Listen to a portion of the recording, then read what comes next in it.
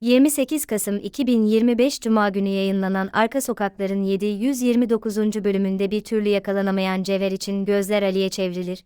Ali'nin Cevher için başka bir planı vardır. Tunç vurulmasının ardından tedaviye alınır. Artık eskisi gibi yürüyemeyecektir. Tunç'a bu haberi vermek Mesut'a düşer. Ali kendini toparlayana kadar polis evinde kalacaktır. Tek gayesi çocuklarını görmektir. Bu arada psikopat seri katil Kartal emniyeti peşine takar. Hayattan öcünü almaya çalışmaktadır. Eski Kurt Adem mafya dünyasında sözü geçen bir şahsiyettir. Cevher'le uyuşturucu işinde ortaklık yapmaya başlayacaktır.